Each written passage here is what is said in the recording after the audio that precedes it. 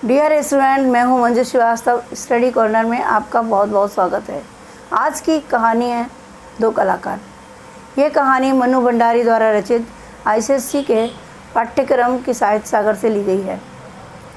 इस कहानी में दो सहेलियों का चित्रण किया गया है जो हॉस्टल के एक ही कमरे में रहती हैं, मगर दोनों के लक्ष्य अलग अलग हैं। अरुणा जो कि एक समाज सेविका बनना चाहती है और चित्रा एक चित्रकार बनना चाहती है। इस कहानी के माध्यम से मनु भंडारी ये बताना चाहती हैं कि सच्चा कलाकार कौन होता है। इस कहानी की शुरुआत हॉस्टल के कमरे से शुरू होती है, जिसमें चित्रा ने एक चित्र बनाया है और अरुणा को जगाती है। ए रूनी उठ कहते हुए वो चादर खींचकर चित्रा ने सोती हुई अरुणा को झकझोर दिया। अरे क्या है? आंखें मलते हुए तनिक खिजलाहट भरे स्वर में अरुणा ने पूछा। चित्रा उसका हाथ पकड़कर खींचती हुई ले गई और अपने बनाए हुए चित्र के सामने ले जाकर खड़ा करके बोली, देख मेरा चित्र पूरा हो गया। ओह, तो इसे दिखाने के लिए तूने मेरी नींद खराब कर दी। अरे जरा इस चित्र को तो देख, ना पा गई पहला इनाम तो नाम बदल देना। चित्र को चारों ओर घुमाते हुए अरुणा बोली, किधर से देखूं? यह तो बता दे। 1000 बार तुझसे कहा है जिसका चित्र बनाए उसका नाम लिख दिया कर, जिससे गलतफहमी ना हुआ करे, वरना तू बनाए हाथी और हम समझें उल्लू। तस्वीर पर आंखें गड़ाते हुए बोली, किसी तरह नहीं समझ पा रही हूँ कि 84 लाख योनियों में से आखिर किस जीव की तस्वीर बनाई है। तो आपको यह कोई जीव नज़र आ रहा है? चल अच्छी तरह देख और समझने की कोशिश कर। अरे ये क्या? इसमें तो सड़क, आदमी, ट्राम, बस, मोटर, मकान सब एक दूसरे पर चढ़ रहे हैं, मानो सबकी खिचड़ी पका कर रख दी हो। क्या घनचक्कर बनाया है? यह कहकर अरुणा ने चित्र रख दिया। फिर चित्रा कहने लगी, जरा सोच कर बता ये किसका प्रतीक है? यही तेरी बेवकूफ़ी का। आइए बड़ी प्रतीक वाली।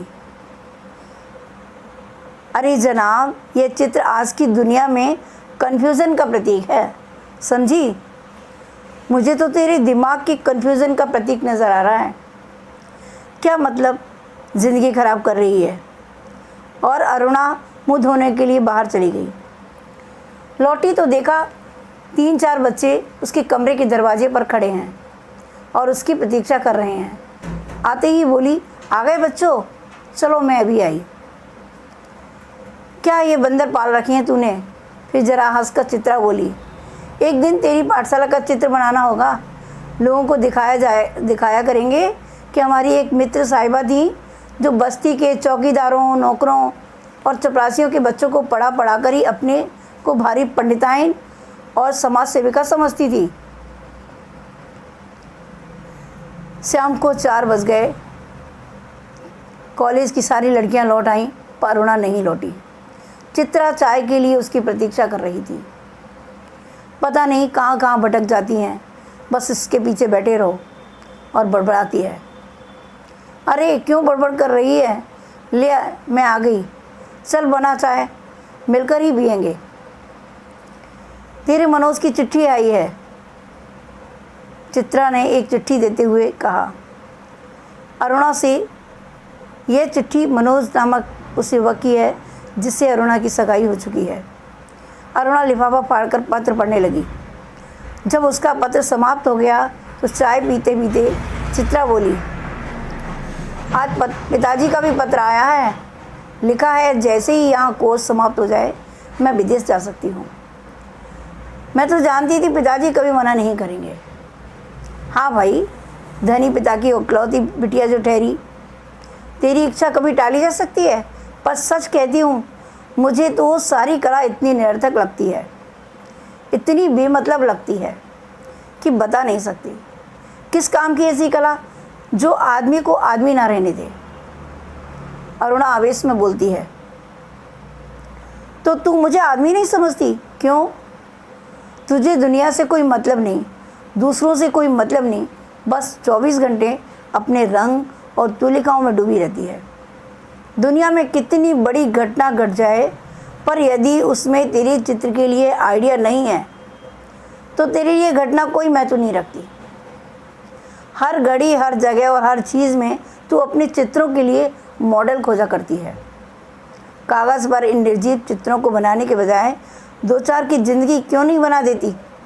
तेरे पास सामर्थ्य है, साधन है। तभी चित्रा कहती है, वह काम तो मैंने तेरे लिए छोड़ दिया है। मैं चली जाऊंगी तो जल्दी से सारी दुनिया का कल्याण करने के लिए झंडा लेकर निकल पड़ना। और चित्रा हंस पड़ी। 3 दिन की मूसलाधार वर्षा हो रही थी, जो रोज़ अखबारों में बाढ़ की खबरें आती थीं। बाढ़ पीड़ितों की दशा बिगड़ती ही जा रही थी और वर्षा थी कि थमने का नाम नहीं लेती थी। अरुणा सारा दिन चंदा इकट्ठा करने में व्यस्त रहती। एक दिन आखिर चित्रा ने कह दिया, तेरी इम्तिहान से पर आ रहे हैं, कुछ पढ़ती लिखती है नहीं, सारा दिन बस भटकती रहती है। माता पिता क्या सोचेंगे कि इतना पैसा बेकार में पानी में बहाया।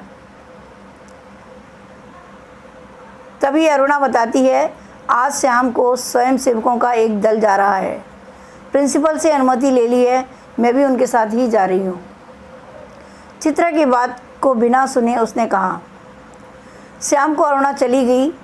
15 दिन बाद वो लौटी तो उसकी हालत काफ़ी खस्ता हो रही थी। सूरत ऐसी निकल आई थी मानो 6 महीने से बीमार हो। चित्रा उस समय गुरुदेव के पास गई हुई थी। अरुणा नहा धोकर खा पीकर लेटने लगी। तभी उसकी नज़र चित्रा के नए चित्रों की ओर गई। 3 चित्र बना रखे थे। तीनों बाढ़ के चित्र थे। जो दृश्य वो अपनी आंखों से देखकर आ रही थी, वैसे ही दृश्य यहाँ भी अंकित थे। उसका मन जाने कैसा कैसा हो रहा था। शाम को चित्रा लौटी तो अरुणा को देखकर बड़ी प्रसन्न हुई। क्यों चित्रा, तेरा जाने का तय हो गया? हाँ, अगले बुध को मैं घर जाऊंगी और बस 1 सप्ताह बाद हिंदुस्तान की सीमा के बाहर पहुंच जाऊंगी। उल्लास के स्वर में छलक पड़ रहा था। उल्लास उसके स्वर में छलका पड़ रहा था। सच कह रही है, तू चली जाएगी चित्रा? 6 साल के साथ रहते रहते यह बात तो मैं भूल ही गई थी कि कभी अलग भी होना पड़ेगा। तू चली जाएगी तो मैं कैसे रहूँगी? उदास भरे स्वर में अरुणा ने पूछा। लगा जैसे स्वयं से ही पूछ रही हो। कितना स्नेह था दोनों में। सारा हॉस्टल उनकी मित्रता को ईर्ष्या की दृष्टि से देखता था। आज चित्रा को जाना था। अरुणा सवेरे से ही उसका सारा सामान ठीक कर रही थी। एक एक करके चित्रा सबसे मिलाई। बस गुरुजी से मिलना रह गया था, सो उनका आशीर्वाद लेने के लिए चल पड़ी। 3 बज गए थे पर वह लौटी नहीं। 5 बजे की गाड़ी से वह जाने वाली थी। अरुणा ने सोचा वह खुद जाकर देखा है कि आखिर बात क्या हो गई। तभी बड़बड़ाती सी चित्रा ने प्रवेश किया। बड़ी देर हो गई ना। अरे क्या करूं, बस कुछ ऐसा हो गया कि रुकना ही पड़ा। आखिर क्या हो गया था ऐसा जो रुकना ही पड़ा? सुने तो। अरुणा ने पूछा। 2-3 कंठ एक साथ बोले। गर्ग स्टोर के सामने पेड़ के नीचे अक्सर एक भिखारिन बैठी रहा करती थी ना। लौटी तो देखा कि वो मरी पड़ी है और उसके दोनों बच्चे उसके सूखे शरीर से चिपक कर बुरी तरह से रो रहे हैं। जाने क्या था उस सारे दृश्य में कि मैं अपने को रोक नहीं सकी। एक रफ सा स्केच बना ही डाला, बस इसी में देर हो गई। 4:30 बजे चित्रा हॉस्टल के फाटक पर आ गई, पर तब तक अरुणा का कहीं पता नहीं चला। बहुत सारी लड़कियां उसे छोड़ने स्टेशन तक भी गईं, पर चित्रा की आंखें बराबर अरुणा को ढूंढ रही थीं। 5 भी बज गए। रेल चल पड़ी पर अरुणा ना आई, सो ना आई। विदेश जाकर चित्रा तन मन से अपने काम में जुट गई। उसकी लगन ने उसकी कला को निखार दिया। विदेश में उसके चित्रों की धूम मच गई। भिखारिन और 2 अनाथ बच्चों के उस चित्र की प्रशंसा में तो अखबारों के कॉलम भर गए। शोहरत के ऊंचे कगार पर बैठी चित्रा जैसे अपना पिछला सब कुछ भूल गई। पहले बरस तो अरुणा से पत्र व्यवहार बड़े नियमित रूप से चला, फिर कम होते होते एकदम बंद हो गया। पिछले साल 1 साल से तो उसे मैं भी मालूम नहीं कि वह कहाँ है। अनेक प्रतियोगिताओं में उसका अनाथ शीर्षक वाला चित्र प्रथम पुरस्कार पा चुका था। जाने क्या था उस चित्र में जो देखता चकित रह जाता। 3 साल बाद जब वह भारत लौटी तो बड़ा स्वागत हुआ उसका। अखबारों में उसकी कला पर, उसके जीवन पर अनेक लेख लिखे गए और अनेक लेख छपे। पिता अपनी इकलौती बिटिया की सफलता पर बहुत प्रसन्न थे। दिल्ली में उसके चित्रों की प्रदर्शनी का विराट आयोजन किया गया और उद्घाटन के लिए चित्रा को ही बुलाया गया। उस भीड़ भाड़ में अचानक उसकी भेंट अरुणा से हो गई। रूनी कहकर चित्रा भीड़ की उपस्थिति को भूलकर अरुणा के गले से लिपट गई। तुझे कब से चित्र देखने का शौक हो गया रूनी? अरुणा ने कहा।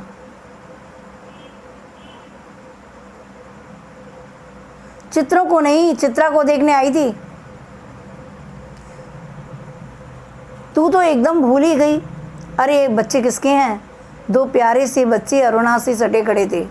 लड़के की उम्र 10 साल की और लड़की की कोई 8। मेरे बच्चे हैं और किसके? ये तुम्हारी चित्रा मौसी है, नमस्ते करो अपनी मौसी को, अरुणा ने आदेश दिया। बच्चों ने बड़े आदर से नमस्ते किया, पर चित्रा अपाक होकर कभी बच्चों को और कभी अरुणा का मुख देख रही थी। तभी अरुणा ने टोका, कैसी मौसी है, प्यार तो कर। और चित्रा ने दोनों के सिर पर हाथ फेरा प्यार का। अरुणा ने कहा, तुम्हारी ये मौसी बहुत अच्छी तस्वीरें बनाती हैं। ये सारी तस्वीरें इन्हीं की बनाई हुई हैं। आप हमें सब तस्वीरें दिखाएं मौसी, बच्चे ने फरमाइश की। चित्रा उन्हें तस्वीरें दिखाने लगी। घूमते घूमते वे उसी भिखारिन वाली तस्वीर के सामने आ पहुँचे। चित्रा ने कहा, यही वह तस्वीर है रूनी जिसने मुझे इतनी प्रसिद्धि दी है। ये बच्चे रो क्यों रहे हैं मौसी? तस्वीर को ध्यान से देखकर बालिका ने पूछा। इनकी माँ मर गई है, देखती नहीं, मरी पड़ी है, इतना भी नहीं समझती। बालक ने मौका पाते ही अपने बड़प्पन और ज्ञान की छाप लगाई। ये सचमुच के बच्चे हैं मौसी। बालिका का स्वर करुण से करुणतर होता जा रहा था। और सचमुच के बच्चों को देखकर ही तो बनाई थी ये तस्वीर। मौसी, हमें ऐसी तस्वीर नहीं, अच्छी अच्छी तस्वीरें दिखाओ, राजा रानी की, परियों की। उस तस्वीर को और अधिकतर देखना बच्चों के लिए असह्य हो गया। तभी अरुणा के पति आ पहुँचे। साधारण बातचीत के पश्चात अरुणा ने दोनों बच्चों को उनके हवाले करते हुए कहा, आप ज़रा बच्चों को प्रदर्शनी दिखाएं। मैं चित्रा को लेकर घर चलती हूँ। बच्चे इच्छा ना रहते हुए भी पिता के साथ विदा हुए। चित्रा को दोनों बच्चे बड़े ही प्यारे लगे। वो उन्हें देखती रही। जैसे ही वे आंखों से ओझल हुए, उसने पूछा, सच सच बता रूनी, ये प्यारे प्यारे बच्चे किसके हैं? कहा तो मेरे हैं। अरुणा ने हंसते हुए कहा। अरे बता ना, मुझे ही बेवकूफ़ बनाने चली है। एक क्षण रुका अरुणा ने कहा, बता दूँ? और फिर उस भिखारिन वाले चित्र के दोनों बच्चों पर उंगली रखकर बोली, यही वे दोनों बच्चे हैं। क्या? चित्रा की आंखें विस्मय से फैल गईं। उसे बड़ा ही आश्चर्य हुआ और वह हैरान रह गई। क्या सोच रही है चित्रा? कुछ नहीं सोच रही थी, पर शब्द उसके विचारों में खो गए थे। उसने एक मरी हुई माँ से लिपटे 2 बच्चों का चित्र बनाकर एक श्रेष्ठ कलाकार के रूप में प्रसिद्धि प्राप्त की थी, लेकिन अरुणा ने उन्हीं अनाथ बच्चों को अपनाकर उनके जीवन की नई दिशा दे दी है। तब उसकी आंखें खुल जाती हैं। ये थी कहानी। इस कहानी से हमें ये शिक्षा मिलती है कि एक समाज सेवक एक चित्रकार से कहीं अधिक संवेदनशील होता है। तो ये थी स्टोरी। अगर आपको मेरी वीडियो पसंद आई है तो लाइक, शेयर और कमेंट्स ज़रूर कीजिए। साथ ही मेरे चैनल को सब्सक्राइब ज़रूर कीजिए। Thank you.